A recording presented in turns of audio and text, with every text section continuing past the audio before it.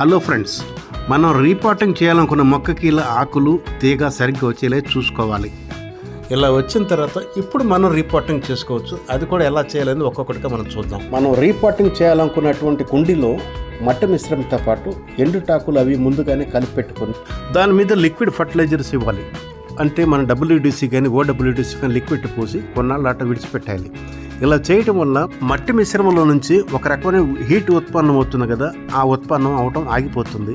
మట్టి గుల్లగుల్లగా ఉండి ఒక స్పాంజీ లాగా తయారవుతుంది. మనం పెట్టినటువంటి మొక్క యొక్క రూట్స్ ఇందులో త్వరగా చక్కగా వ్యాపిస్తాయి. ఉదాహరణకి ఈ కుండీలోని మట్టిని చూడండి ఎంత గుల్లగుల్లగా ఉందో. దీన్ని కుండీ మధ్య భాగంలో చిన్న గుంతలాగా చేసుకుని మనం తెచ్చుకున్నటువంటిది అంటే చిన్న పాట్లో ఉన్నటువంటి మొక్క ఈ గుంతలో మెల్లగా నాటాలి. ఇక చిన్న కుండీలోంచి జాగ్రత్తగా తీయాలి.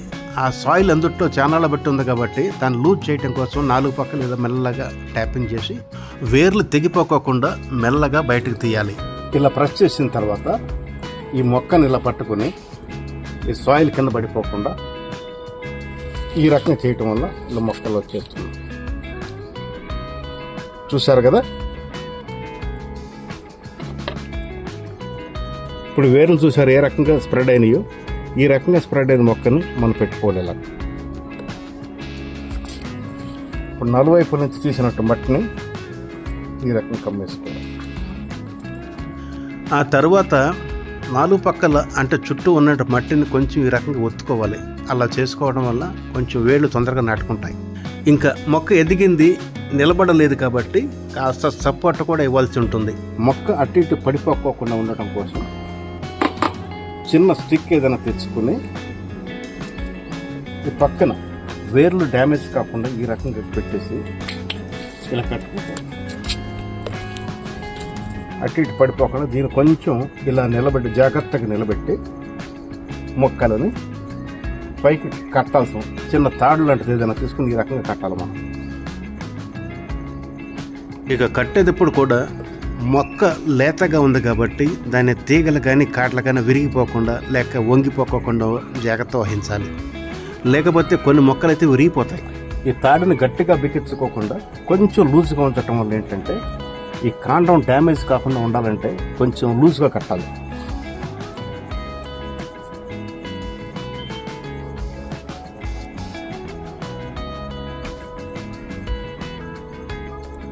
ఇది కేవలం మనం సపోర్ట్ ఇస్తున్నాం. గట్టిగా కట్టడం వల్ల ఈ కాండం డ్యామేజ్ అయ్యే అవకాశం ఉంటుంది కాబట్టి అట్ట కట్టకూడదు. ఈ రకంగా పెట్టినటువంటి చెట్టు ఇలా కనుక నిలబెట్టినట్టయితే 1-2 రోజుల్లో మీరు గమనించినట్టయితే దీన్ని ఇట్లా కట్టేసుకుంటే ఈ లెవెల్ కంటే హైకి వచ్చిన తర్వాత మనం ఒక రకమైన తాడును తీసుకొని కట్టాలి. ఉదాహరణకి ఇది చూస్తున్నారు కదా, ఇలాగ కర్ర పెట్టాను, కట్టెను పెట్టిన తర్వాత పట్టుకున్న ఈ రకం కొబ్బరి తాడు. దీనికి పీసులు ఉంటాయి కాబట్టి ఈజీగా పట్టుకుంటుంది.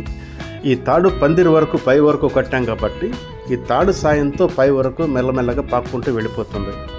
కాబట్టి దీనికి ఆధారం ఇవ్వటం అనేది కూడా చాలా అవసరం. అప్పుడే ఈ ఆధారంతో పందిరి పైకి సులభంగా ఎక్కుతుంది, బాగా పాకుతుంది. కట్టె ఇక్కడ పట్టుకున్న తర్వాత కట్టె కంటే పై భాగం వచ్చిన తర్వాత ఈ రకంగా తాడు కట్టుకుంటే అప్పుడు ఇది పైకి పాకిపోయి పందిరి ఎక్కుతుంది. పందిరి కడతాం ఆటోమేటిక్ ఈ రకంగా స్ప్రెడింగ్ అంతా అవసరం జరుగుతుంది. ఉదాహరణకి ఇది చూడండి ఎలా ఉంది. ఈ కాయ బరువుగా ఉంటుంది కాబట్టి తీగ మీద లోడ్ పడకుండాను పైగా కోతులు కానీ ఉడతలు కానీ వచ్చి దీన్ని ఇట్లా డ్యామేజ్ చేయకోకుండా ఉండటం కోసం ఇట్లా ఒక గుడ్డలో కట్టడం జరిగింది. కాయ సేఫ్టీ కోసం ఇది ఒక రకమైన పద్ధతి.